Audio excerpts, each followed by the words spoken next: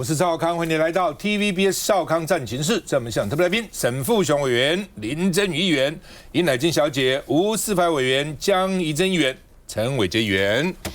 好，白宫这个图，川普变这样子了，超人哦 ，Superman， 超人川普哦，而且呢，这个白宫透过社区媒体 X 发表这个海报，像电影海报一样，一看这是谁呢？川普。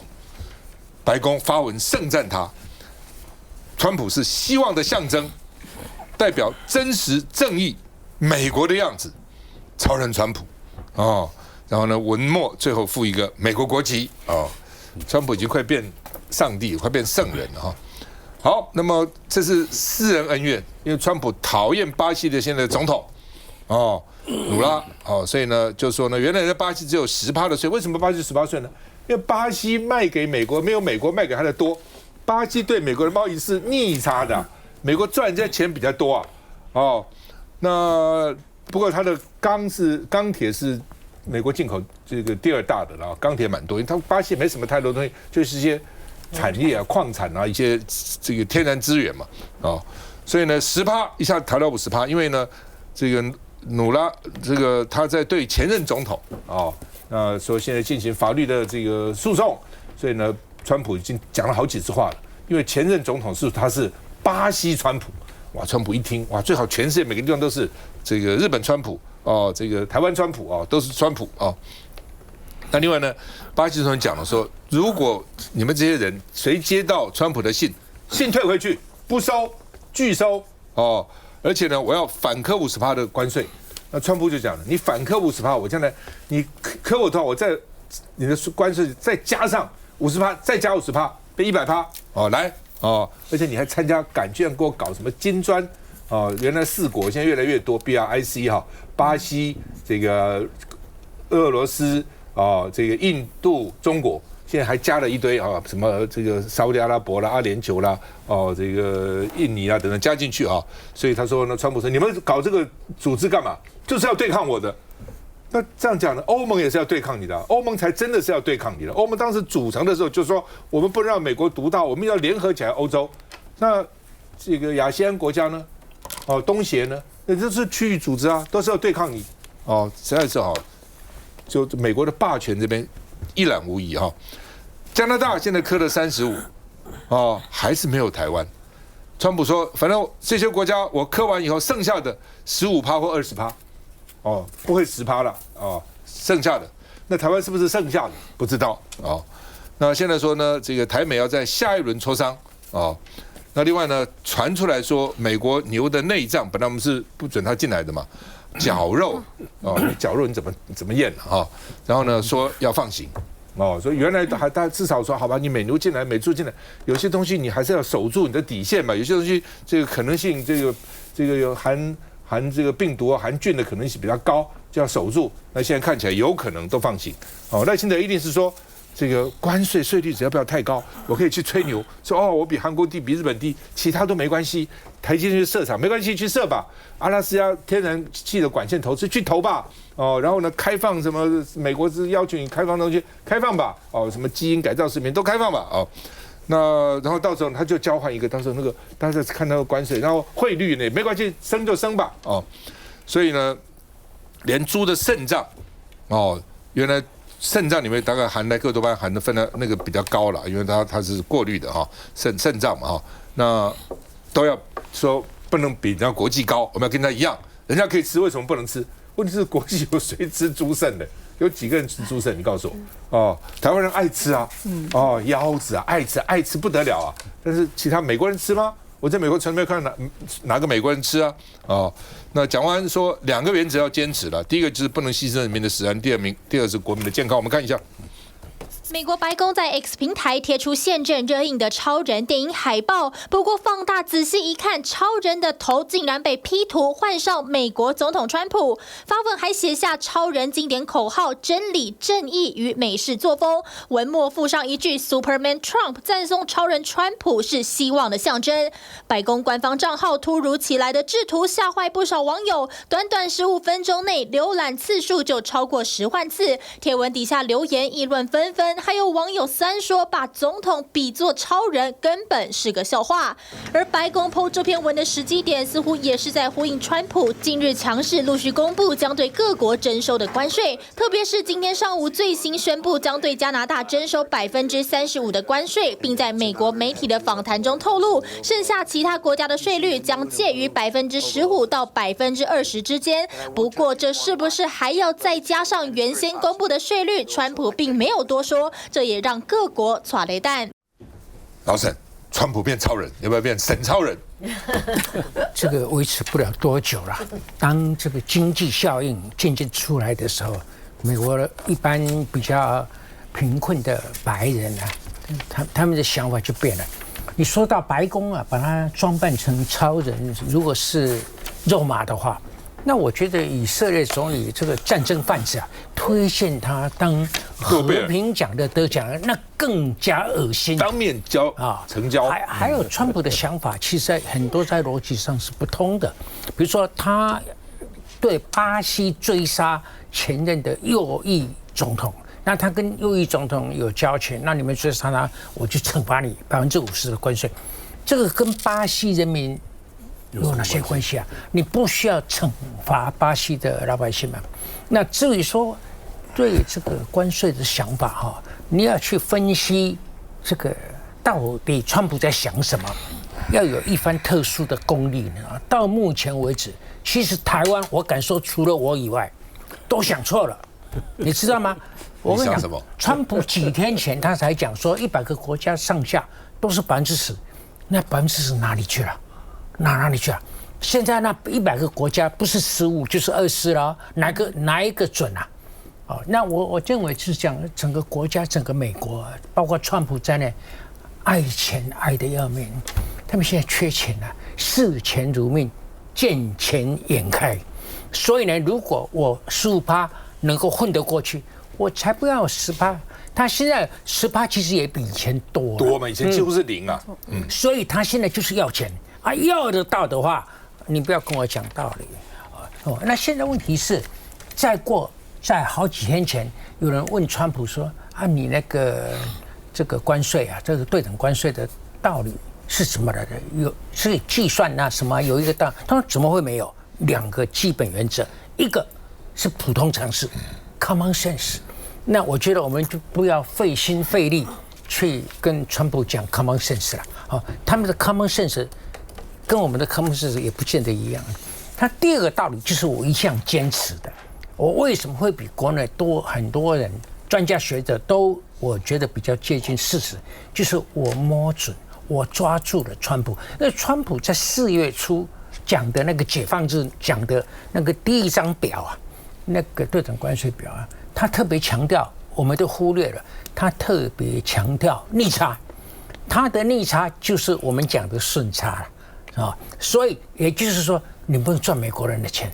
你赚美国人的钱呢，他真的是看你好像就是仇人一样。现在他的第2版7月初现在推出来的，跟第1版相差不多。他就说要根据这个你怎么对待美国，就是逆差。那这个逆差它有2个原则，目前的逆差，还有呢，过去历史证据历历在目。你逃不掉的啊！就这一点哈，台湾到目前为止，朝野所有的重要人物都没有把过去我们洋洋得意的顺差牢记在心，现在怀璧其罪啊！你过去最得意的事情，现在是老美最讨厌的事情。那这一点，我觉得泰国其实有抓到重点。泰国给川普讲，6年内我们把顺差处理掉。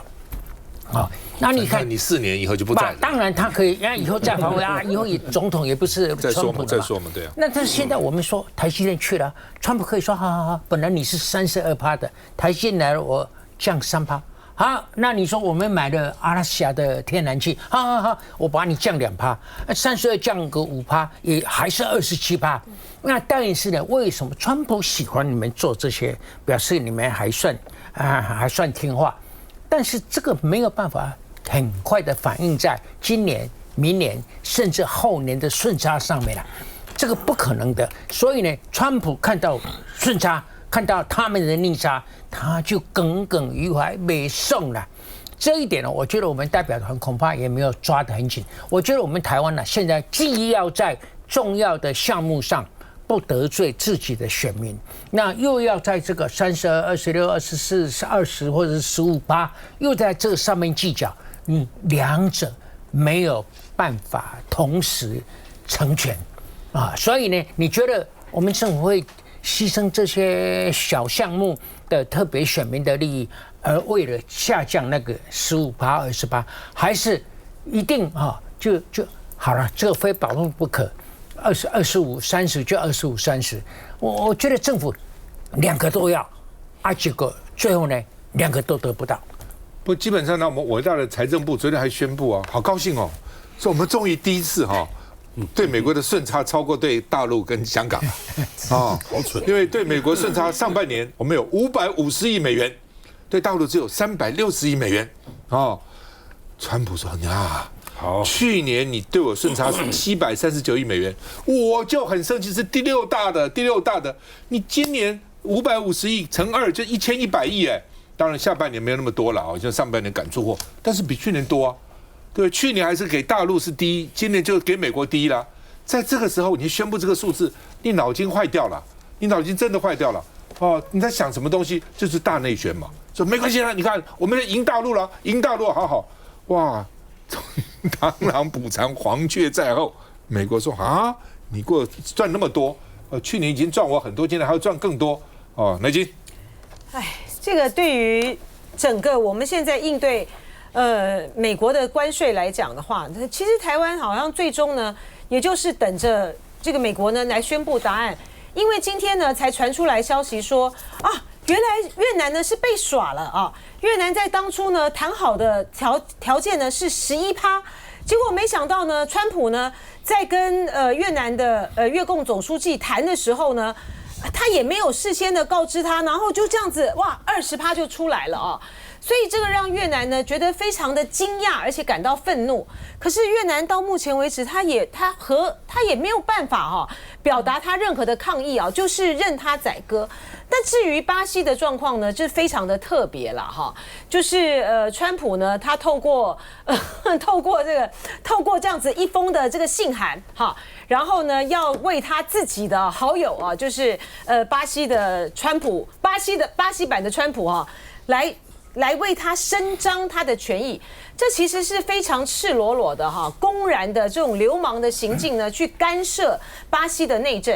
当然，我觉得这个鲁拉呢，他也不是吃素的嘛所以说他现在表现的呢就非常的强硬他一方面呢就说接到了这个美国总统的信函的时候就退回然后呢，我们同时呢也开放这个外交管道来协商，但是他同样的也要求，就是因为他们国会呢自己也通过了相关的法律就是如果说呢你美国呢真是要给我弄50%的关税的话，那我也会往上加而且呢，我们看美国输往巴西跟巴西输往美国的美国输到巴西的有很多高科技的产品，可是巴西呢输往美国的有很多呢是美国人生活之中你少不了的东西，比如说咖啡豆巴西销往美国的这个咖啡豆，在美国的总消费量呢是33%然后呢，全球的这个咖啡的市场的价格呢是非常的紧俏的，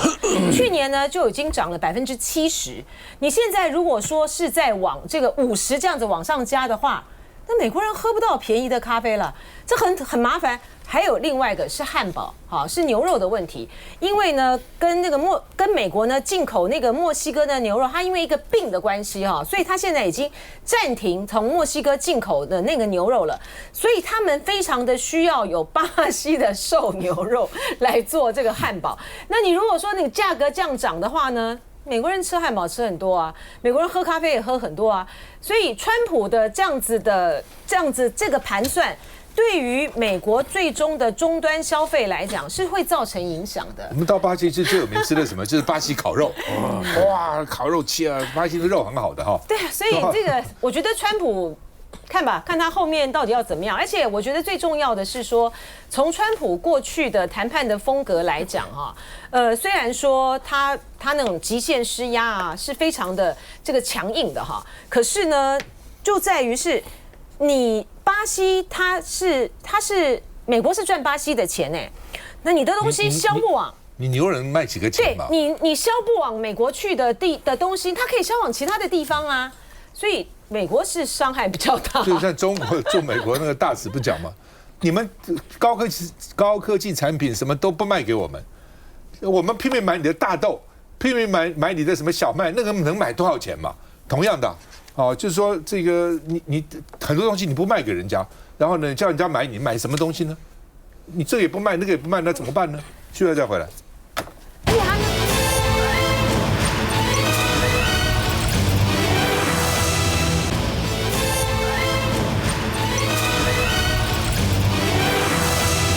好，现在正在开58届东盟外长会议哈，那包括东盟各个国家，中国、澳洲、俄罗斯9国外长代表会晤，美国国务卿卢比欧也去了，本来还是要到拜访日本、韩国，现在日本、韩国也不去了啊。那跟这个王毅同台说较劲啊，那中美都出席东盟外长大会，美国现在正在挥舞关税这个大旗啊，大到砍这个砍那个哈，所以有点尴尬哈。那还说我们对美国很重要啊，对印太很重要啊，这个我们很重视你们了。因为国家讲你重视我们，这么扛我们重视什么东西啊？那中方大力推动中国跟东盟自贸区3.0版要大家落实南海各方行为宣告，所以呢，看起来他们认为中国跟美国呢在这里呢博弈较劲中国就是南海要稳定你看美国这个拼命加你们的税卢比欧第一次到亚洲来说呢，东南亚的关税已经比较优惠，跟巴西比，你们还叫什么叫啊？越南是20%，对不对？你们是30%。人家说40%、50%，所以你们已经比较优惠啦，比上不足，比下有余啦那另外呢，卢比欧原来现在跟这个俄国的外长会，现在叫东协外长会，然后呢也跟王毅见面啦彼此在会中呢各有主张那王毅跟东协喊话，说中国是最可信赖的稳定力量谁不稳定啊？美国。谁压榨你们呢？美国。谁加你们关税呢？美国。所以呢，我最稳定。美国在各地驻军，对不对？然后呢，到处打仗。中国有打你们谁吗？中国有派兵到你们这个境内吗？中国有干涉你们的内政吗？美国是坏蛋中国是稳定的力量反正就彼此吵嘛。那美国一定也这样骂这个什么印太之所以不稳定，就是中国造成的那另外呢，王毅说不要让地缘冲突引入亚洲。我们亚洲好好的亚洲兄弟多好啊，大家处得很好互相帮助美国进来就完了，他在全世界搞在非洲搞，在拉丁美洲搞，在中东搞不可以到亚洲来搞所以呢要预防，小心美国那另外呢，东协外长会他们要签一个叫东南亚无核区条约，中国还率先虽然我有核弹，但是我要跟你签无核区，我绝对不会率先使用这个核弹核武，而且不允许把地缘冲突这个集团对抗引入亚洲那另外呢，说要捍卫国际公平正义，要维护地区和平稳定，要开展互利共赢合作，促进包容互鉴，都要做典范。所以这是东协，我们有4大建议，我们看一下。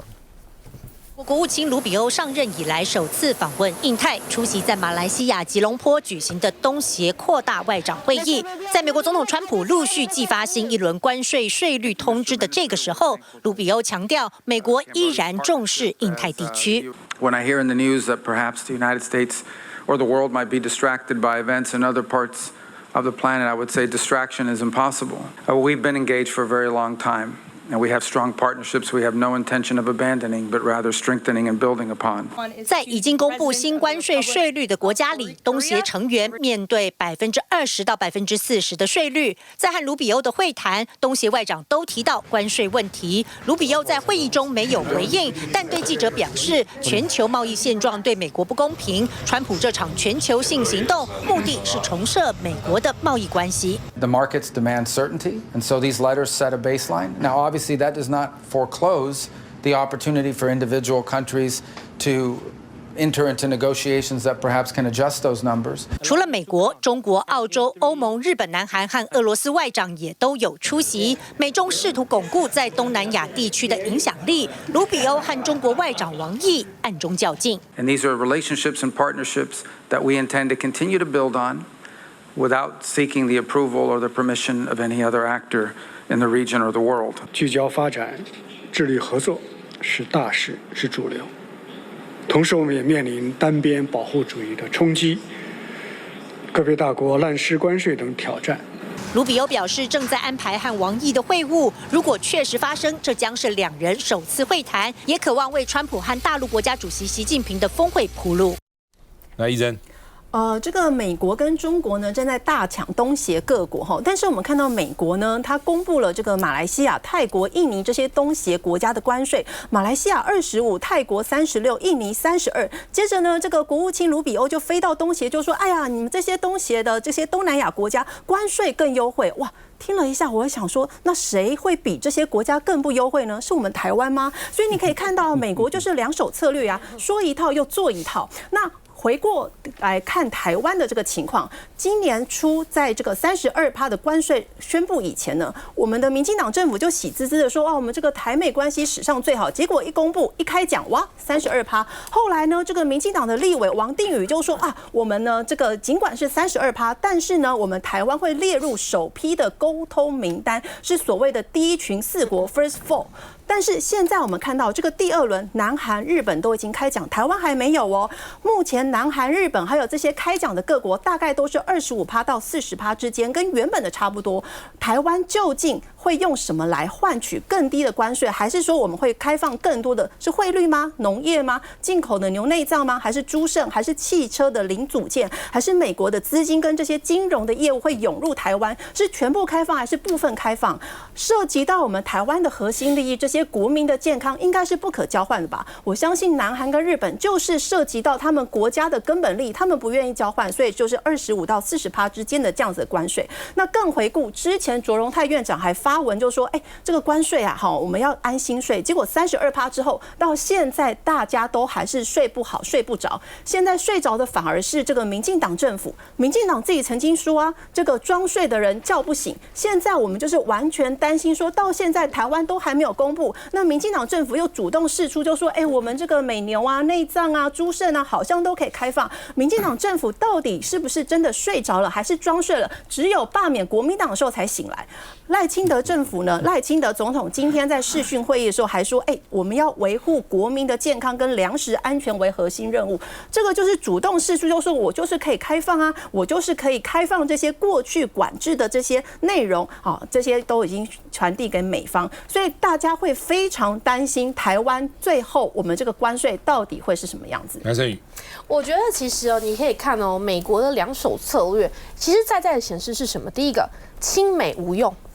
亲美在显示是没有用的，所以当过去9年多来，民进党政府把我们所有的鸡蛋完全放在美国爸爸这边的时候，这时候他的延迟到底是为了什么？我想呼吁大家一下，军购我们签了，天然气我们也买了，晶片也合作了，台积电即将变成美积电。现在呢，刚刚怡珍讲得很好，美猪美牛相关的内脏全部都要进来了，该吃的来剂我们也吃了。各位民进党的朋友们，你们还记得你们当初是怎么样阻止一定要零来剂、零检出吗？如果你们连这个防线都完全放弃了，不好意思，你们过去到底是怎么抗中保台的？同时间呢，我必须说，高关税现阶段为什么卢比欧他必须要玩两面手法？因为很有可能在美中之间的关税战，他直接把东南亚完全推向中国嘛，直接告诉中国，来这些东西是我们可以利益交换的。所以你看看呢，这些东南亚的国家每一个出来的结果，但是现在很可惜的是，我们台湾到底一点点眉目在哪里还看不到哦，这是我们大家非常担心的。难道是说我们提供了相关的兑换，让美国说你晚点再公布，我们还有大罢免，先不要公布，缓缓吧？如果是这样子的话，不好意思啊，民进党政府，你们真的把台湾的利益丢到脑后，你们以民进党利益为优先，这件事情是让人家非常担心的。同时间呢，我必须说，如果今天东南亚它开始朝向中国前进的话，你可以看看美国在印太的布局就会发生非常微妙的变化。所以我还是要呼吁啊，民进党政府真的不要把台湾的利益摆在最后，不要以你民进党的利益为优先，台湾的利益才是真正你可以拿去谈判的条件。我们可以跟美国合作，但是千万不能没有任何条件、没有任何筹码的跪求美国爸爸，这才是台湾人利益该站稳的立场。休息一下再回来。什么是台湾利益？